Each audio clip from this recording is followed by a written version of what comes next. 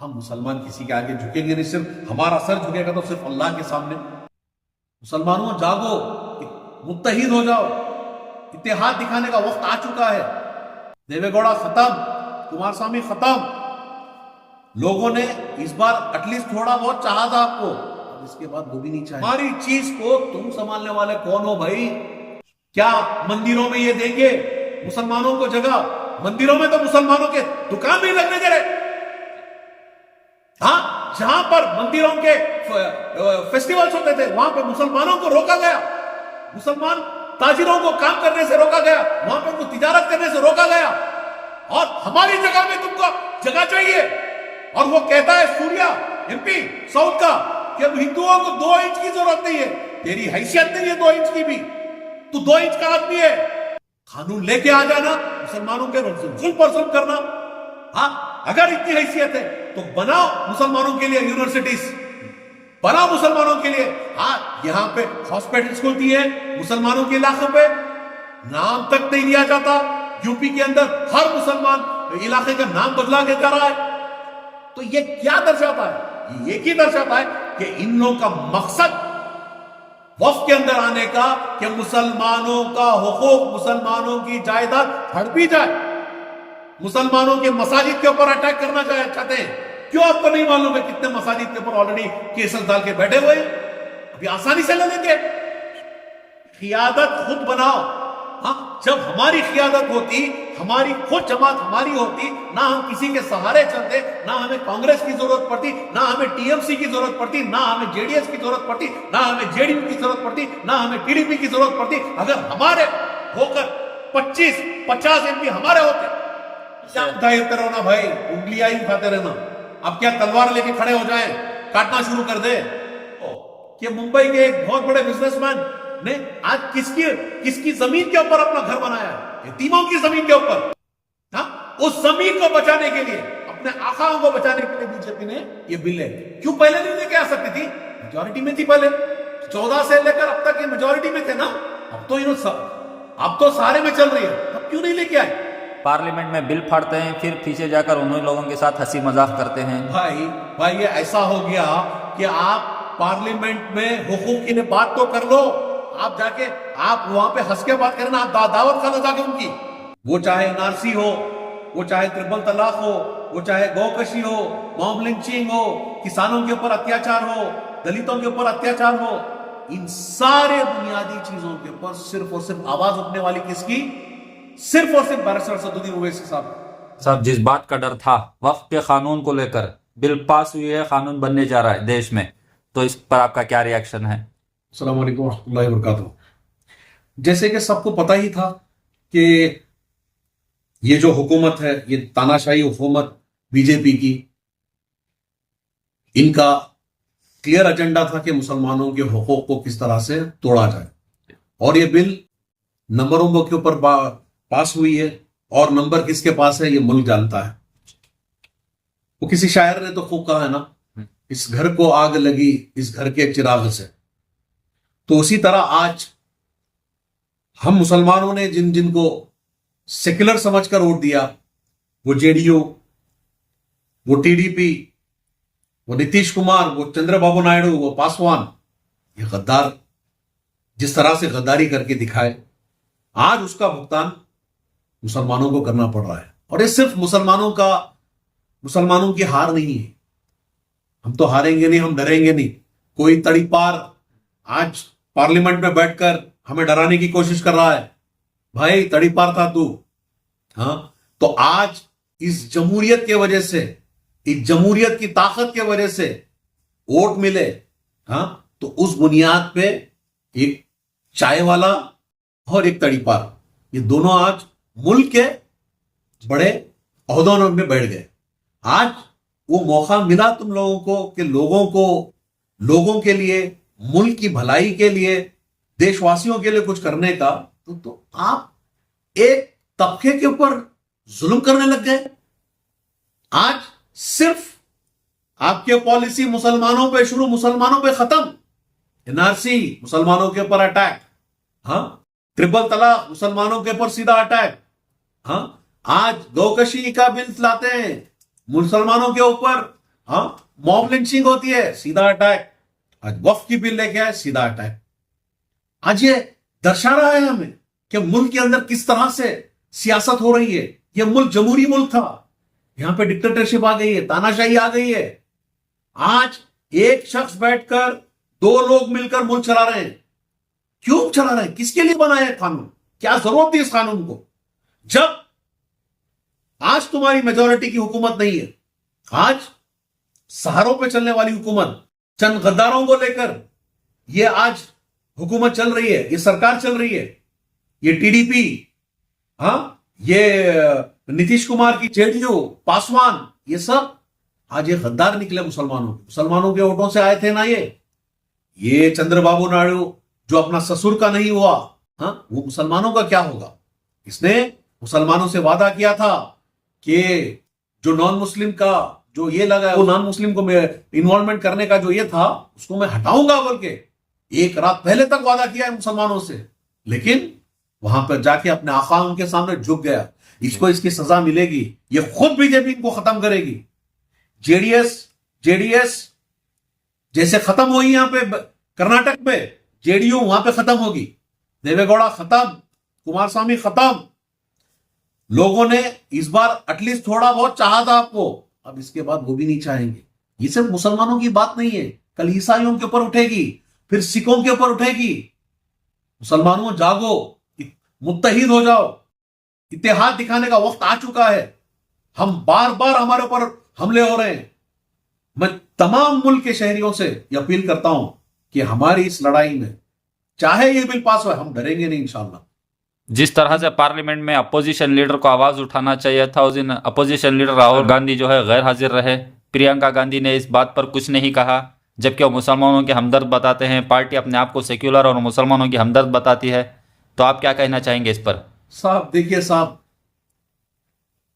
मैं इस मुल्क का शहरी हूं और मैं जिस पार्टी को रिप्रेजेंट करता हूं वो ऑल इंडिया मजलिस इत्तेहादुल मुस्लिमीन है, और जिसका कायद बैरिस्टर असदुद्दीन ओवैसी है, जो अपने नाम की तरह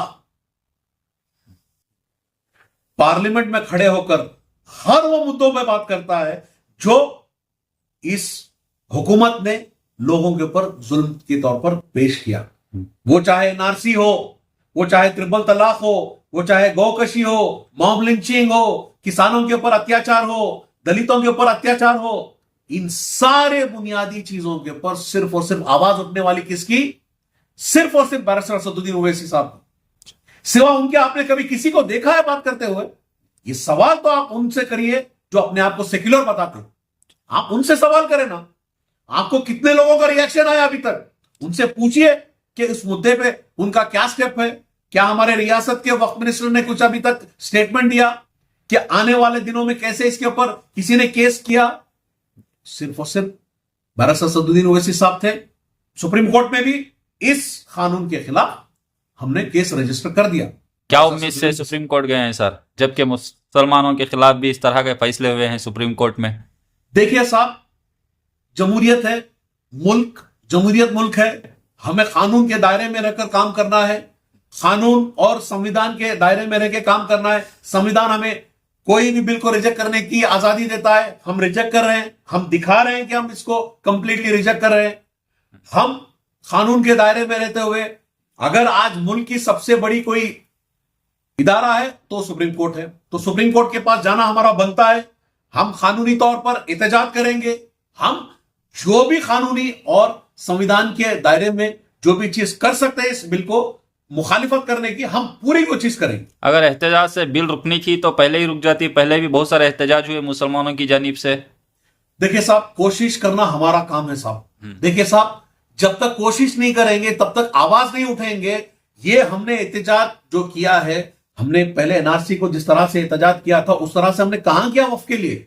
अभी हमें करना है, और हम डिपेंड होके बैठ गए जेडीयू के, हम डिपेंड होके बैठ गए टीडीपी के ये लोग मुसलमानों के रहनुमा हैं बोल के। लेकिन इन्होंने एक ही रात में धोखा दिया।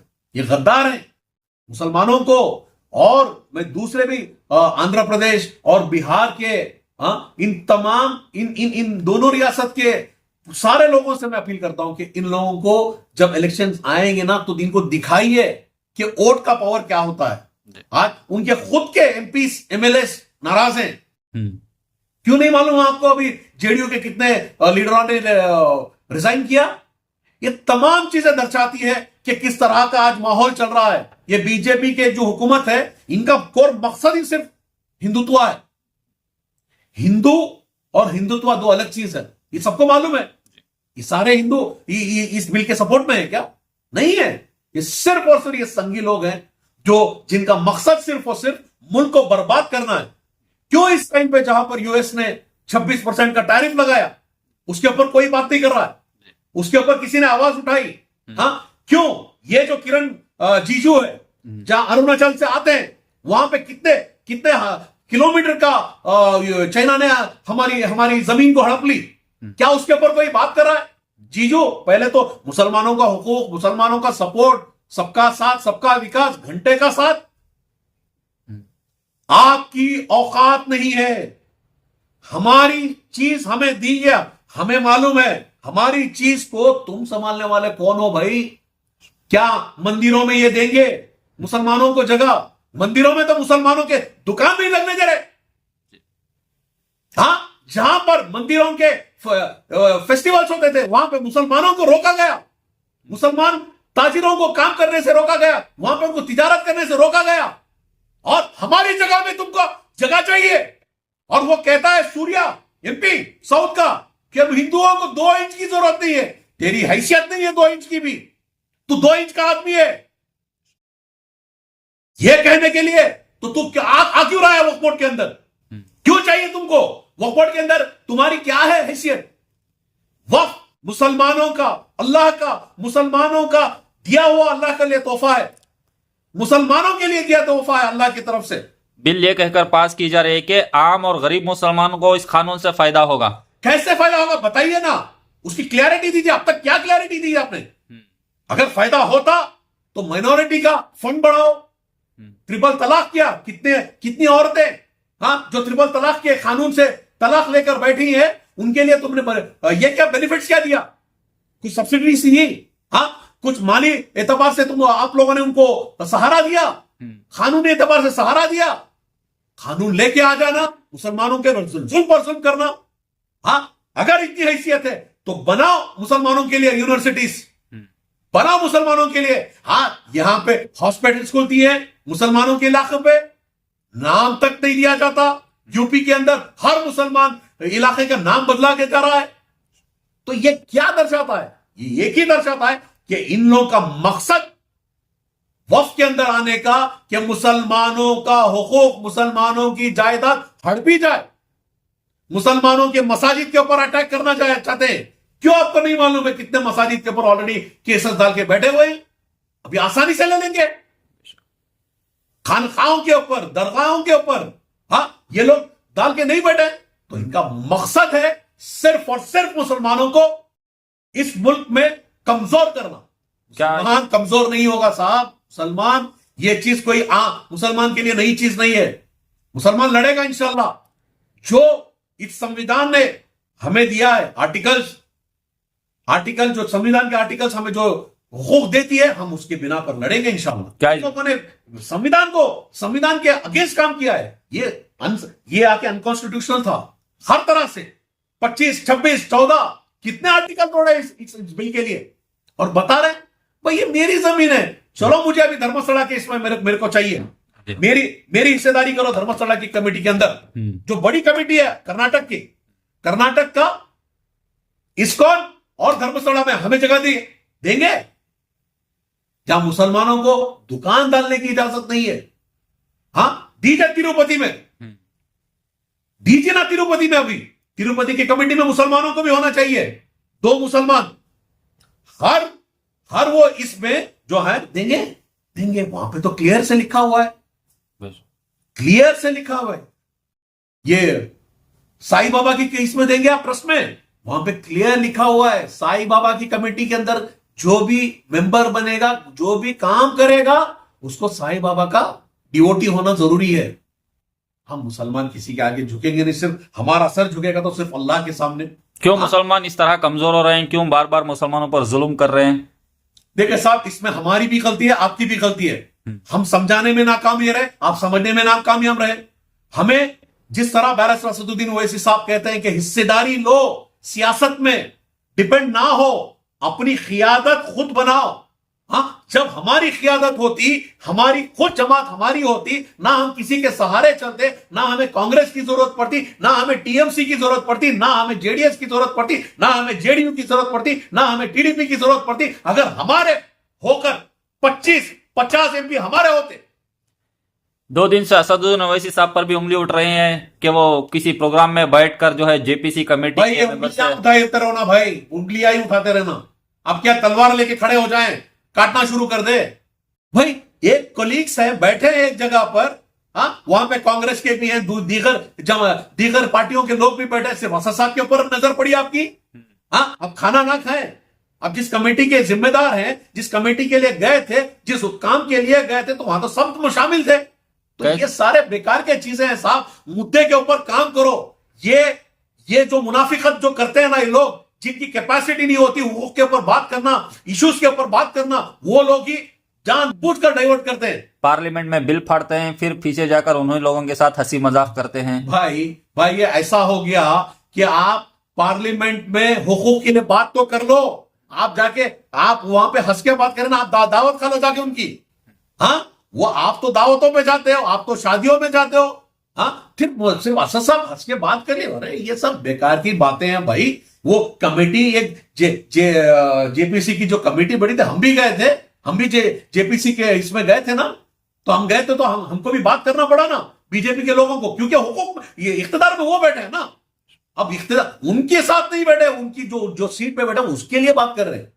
हमें एक चाय वाले को भी प्राइम मिनिस्टर मानना इसलिए पड़ा कि हम जमहूरियत को मानते हैं। हाँ, एक तड़ीपार को हम होम मिनिस्टर मानना पड़ रहा है, क्योंकि ये मुल्क का जो संविधान बांधे हुए हैं, हम संविधान से बांधे हुए हैं, इस मुल्क के शहरी है ना। वरना कौन मानता है चाय वाले को? आप बोलिए, हम चाय वाले को इज्जत देते? कितने लोग चाय वालों को इज्जत देते, वो भी और स्टेशन वाले चाय वाले को चाय वाला ही बोलते थे ना। एक तड़ीपार को इज्जत कर रहे हैं, क्यों? मुल्क का कानून है भाई, मुल्क का संविधान है। तो मुल्क के मुसलमानों से क्या पैगाम है? मुल्क के मुसलमान पहले तो इंशाअल्लाह अपने रब से रुजू हो, आप अल्लाह से मांगे, अल्लाह से दुआ करें कि अल्लाह इन जुल्मों को, जिस तरह फिलिस्तीन में इससे बहुत बड़े बड़े जुल्म हो रहे हैं, जिस तरह फिलिस्तीन के मुसलमान आज खड़े हुए हैं, जुल्म को सह रहे हैं, जुल्म के खिलाफ खड़े हुए, हम भी इंशाल्लाह ये जालिमों के खिलाफ खड़े होंगे। और इनमें उनमें कोई ज्यादा फर्क नहीं, ये और वो। जिस तरह यहूदियों जो इजराइल, और इनमें तो बहुत गहरा संबंध भी है, जानते हैं सब। हाँ, तो हम इंशाल्लाह इनसे खुलकर मुखालिफत होकर हम खड़ेंगे, हम इसकी एहतजाज करेंगे। जो कानूनी और संविधान के दायरे में जो भी चीज हम कर सकते हैं, इंशाल्लाह हम जुड़कर तमाम मुसलमान यहां पर पार्टी छोड़ दे, यहां पे अपने अकीदे छोड़ दे, एक हो जाए, मुत्तहिद हो जाए, मुत्तहिद होकर हम इस लड़ाई में इंशाल्लाह जमेंगे और इंशाल्लाह इसके खिलाफ एहतजाज भी कैसा होना चाहिए सर, अगर इस कानून को तोड़ना है? भाई देखिए, एहतजाज ऐसा होना चाहिए जिस तरह हमारे किसान भाई ने किया था दिल्ली और पंजाब के जो हाईवे में, जिस तरह से किया था ना, जिस मजबूती से खड़े हुए थे ना, उस मजबूती इरादे से उन किसान भाइयों को अपना मॉडल मानते हुए हमें भी एक मजबूत एहतजाज करना चाहिए। इंशाल्लाह ये देखिए भाई, एक पहली बात समझिए, ये बीजेपी की हुकूमत यहां पे ताउम्र नहीं रहने वाली, ताक़यामत तक रहने वाली नहीं है। बड़े बड़े लोग 500 साल हुकूमत किए हैं इस मुल्क में, रह गए, खत्म हो गए ना। हाँ, दूसरी पार्टियां भी यहां पे 70 साल 65 साल हुकूमत करे, रह गए। जहां पे रात 400 सीट लेते थे, वहां पे 40-45 सीट पे भी आ गए थे ना। उसी तरह इनका भी हाल होंगे। हिंदुस्तान का मुसलमान जानता है, मुसलमान सिर्फ ये मुसलमानों की बात नहीं है, तमाम मुल्क के शहरियों की बात है। तमाम मुल्क के हम तमाम, वो हिंदू, क्रिश्चियन, ईसाई, सिख, सबके लिए ये आज खतरा बन चुकी है, क्योंकि डेवलपमेंट कुछ भी नहीं हो रहा है। हाँ, 55 लाख से ज्यादा हमारे ऊपर कर्ज है, 55 लाख करोड़ से ज्यादा कर्ज है हमारे ऊपर। और ये किसके लिए कर रहे हैं? अपने आखाओं को बचाने के लिए। हाँ, क्यों नहीं मालूम हमको कि मुंबई के एक बहुत बड़े बिजनेसमैन ने आज किसकी जमीन के ऊपर अपना घर बनाया है? यतीमों की जमीन के ऊपर। हाँ, उस जमीन को बचाने के लिए, अपने आखाओं को बचाने के लिए बीजेपी ने ये बिल है। क्यों पहले नहीं लेके आ सकती थी? मेजॉरिटी में थी पहले, 14 से लेकर अब तक ये मेजॉरिटी में थे ना। अब तो सारे में चल रही है, तब क्यों नहीं लेके आए? जो बोले कि अमित शाह खड़के बोल रहे थे कि 2013 में कांग्रेस ने जो किया, अगर वो नहीं करते तो हम ये लेके रहते। तो 14 में लेके आता भाई। हाँ, 15 में लाता, 16 में लाता, 18 में लाता, 19 में लाता, 24 तक, 23 तक लाता। अब क्यों लेके आए?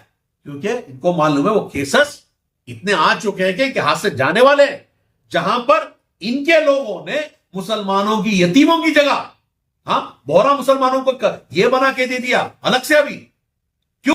जब 2 थे, सुन्नी और शिया बस था ना, क्यों उसको 4 बनाया? क्योंकि इनको जानबूझकर मुसलमानों को तोड़ना था, बिखराना था, और उस 15,000 करोड़ की बिल्डिंग को बचाना था जो आज मुंबई में है, जो धोखे से ली गई थी, जिसके ऊपर केस आज सुप्रीम कोर्ट में चल रहा है। तो उनको इन सारी चीजों को बचाने के लिए ये बिल लेके आए हैं। और जो गद्दार जेडीयू और टीडीपी के लीडर, जेडीएस के भी हैं सब। जेडीएस तो है ही है गद्दार, छोड़िए, उसने रियासत के साथ बड़ी गद्दारी की है, सबको मालूम है। हाँ, जेडीएस की औकात भी है भी नहीं, उनकी हैसियत भी नहीं है, छोड़ दिया उनको, खत्म हो गए वो आने वाले दिनों में वो कुछ भी नहीं है, छोड़ दीजिए उनको, वो तो खत्म है। सबको मालूम है जेडीएस किस तरह की पार्टी है वो। हाँ, तो यहां पर ये जेडीयू और ये टीडीपी को इंशाअल्लाह वहां की आवाम दिखाएगी, बिहार की आवाम दिखाएगी। हाँ, कल से जो है आंध्रा की आवाम दिखाएगी इनको। कल से चर्चों पर भी बात हो रही है, चर्चों का भी सर्वे होना चाहिए, इनकी जमीनों पर भी नजर है।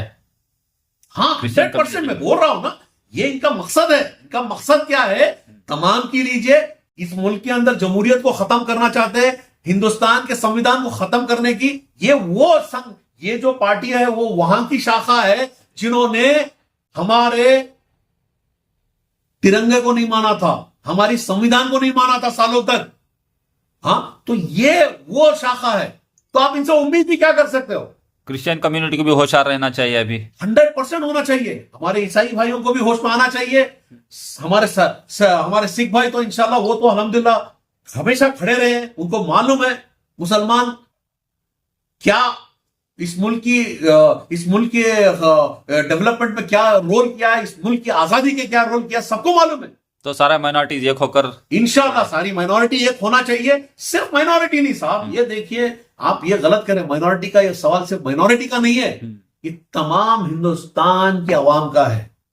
ये सिर्फ आप ये 10% संख्याओं को निकाल देंगे ना, तमाम हिंदुस्तान एक चाहता है कि डेवलपमेंट चाहता है। तो हम तमाम मिलकर इस मुल्क के खिलाफ, हिंदू, क्रिश्चियन, सिख, ईसाई, दलित, हम सब मिलेंगे इंशाल्लाह, इसके ऊपर एहतजाज करेंगे। हम पूरी तरह से इस बिल को, आज भी ये पास होगी लेकिन हम आज भी इसको रिजेक्ट करते हैं। जिस तरह हमने सुप्रीम कोर्ट के फैसले के बाद भी हम आज भी मानते हैं कि वो मस्जिद हमारी थी, हमारी ही रहेगी इंशाल्लाह, वो जगह मस्जिद की ही रहेगी।